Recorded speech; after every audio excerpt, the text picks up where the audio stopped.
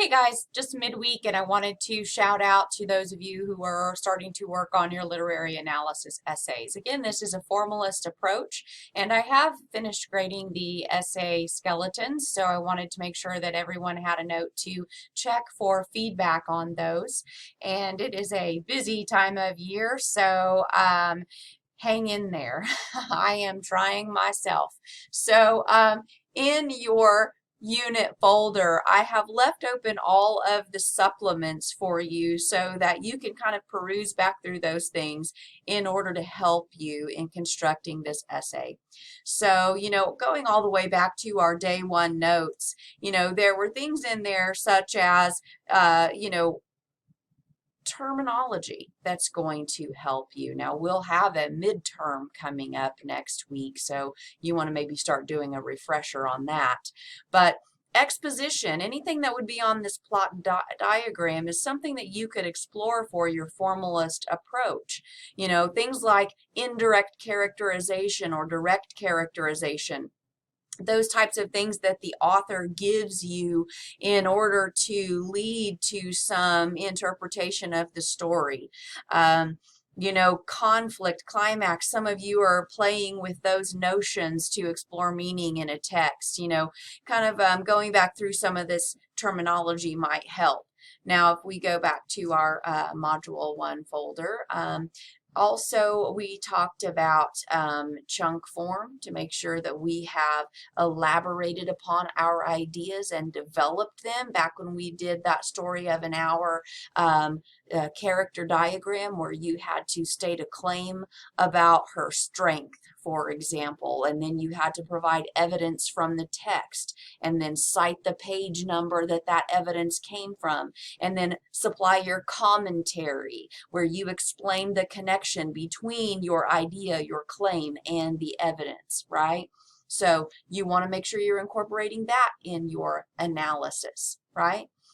And critical approaches define, go back to the formalist approach and what exactly that means if you need to brush up on that, okay? And then finding theme, that's an incredibly important concept. And on the last journal that I read in the last discussion forum on OMALAS, I think more of us were understanding the concept of stating theme. But then when I got to the essay skeleton, we're kind of falling down on that concept a little bit again. So keep in mind that a theme is a whole idea. It isn't just a subject.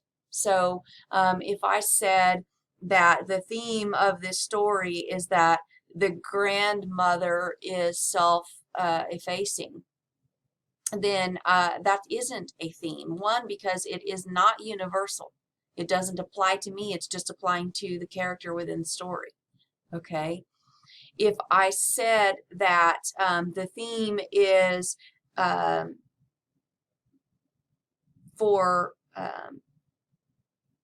friends, okay? Friends, that's just a subject. What is the story telling us about friends and Hunters in the Snow?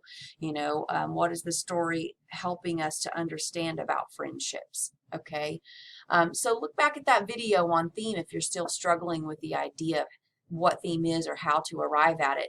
The skeleton assignment was making you think about thinking about characters and what happens to them and how they are enlightened or changed can sometimes help you to arrive at theme. That was the design of that way of exploring.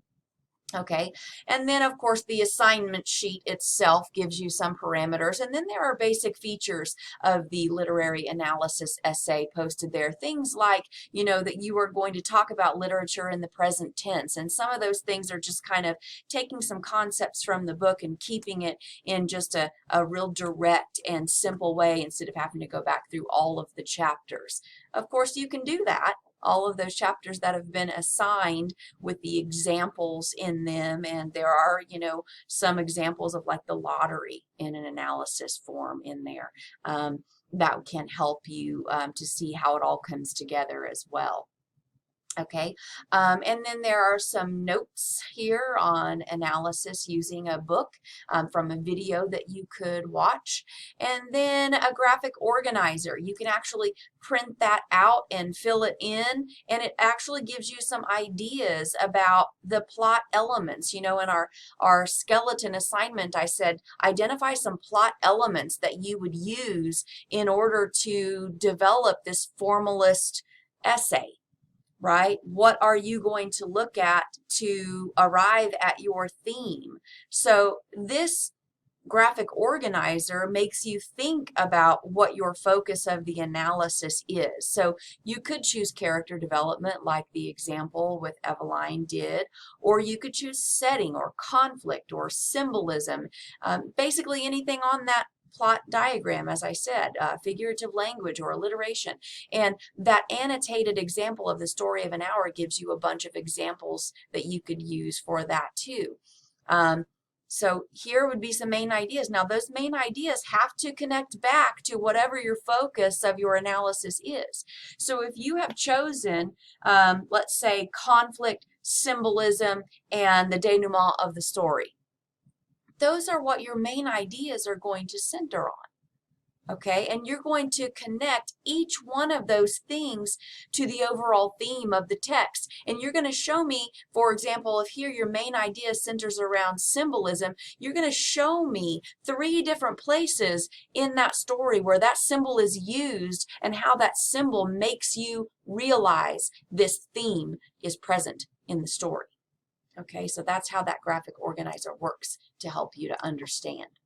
Okay, so again, if you go back, the thesis statements, you know, this can help you to understand how to formulate a thesis if you're still struggling with that, or you can use the STEM that I provided in the skeleton assignment. Quoting literature. Some of us need to be looking at that to make sure that we are effectively bringing in quotations, because evidence is going to be part of what I'm looking for, just like the example in your textbook when it gives you that example of the lottery and how the lottery is analyzed in the text. It brings in examples from the story and it quotes the story. So there are some rules for you to keep in mind that you have to put in the page number whenever you quote from the story. So you want to follow those rules. And then there's some information on improving the style of your writing. You want to make sure that you don't use second person you when you write this formal paper. You don't want to use contractions. Okay, and so there were some notes like that that I made on the skeleton to help you also. And then there are some style things on here too, like doing away with vague or dead words like a lot or stuff and thing and that kind of stuff, so that will improve the style of your writing. To take a look at that too. Okay, and again, there are some thesis statement issues. I made some marks on your essay skeleton assignment, but watching that PowerPoint can help you to isolate if you've maybe got a problem with your thesis statement, if it's worded too vaguely, for example, if your thesis is kind of vague in reference to the theme, what the overall work is in reference to. And then be sure you make note of the literary analysis conventions.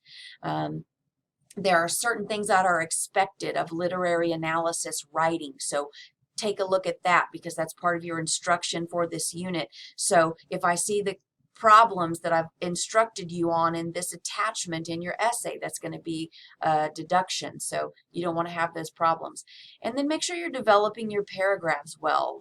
In the syllabus, it tells you that there are 5 things that I'm grading your paper on. That's a standard 5-part rubric. If you took Comp2 at Cowley College, you know the standard 5, or you can look back at the syllabus and see those. And development is one of those 5 sections. So one of the things that might help you for paragraph development is taking this in and looking at, okay, here's what I need to do in order to develop my paragraph well. Think about the rule of 3s. Okay, so I need to make sure that I have stated a claim about the work, and I need to set up my textual evidence. I need to explain to my reader where I am coming from, and then provide the text evidence, maybe in the form of a quote, and then stop and cite it. And then I need to interpret that for my reader. I don't want to leave them hanging. I don't want to make them assume anything. I want to make sure that I explain well how that piece of evidence, my quote, is justifying my opinion about the text, okay? And then I transition and I do it all again. And then I transition and I do it all again.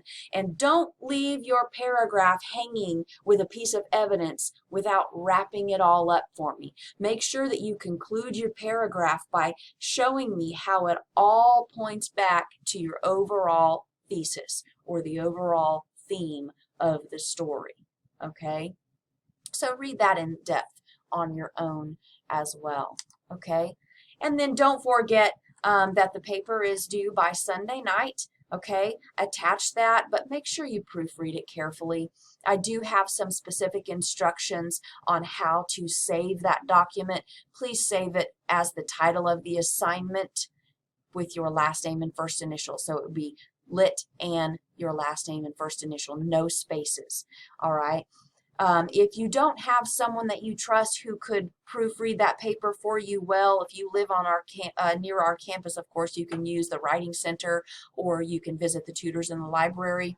You could use tutor.com. You could submit your paper and ask them to check it over for you, maybe upload the assignment sheet, tell them what you are doing, and ask them to help you proofread and locate any mistakes. Okay, so proofread it carefully. I don't want you to put a whole bunch of work in and then miss some points due to some just little errors that add up on you in the end. I want you to do well. If you have questions, please don't hesitate to ask. Reach out by email or give me a call here at the office and I'll get back to you as soon as possible.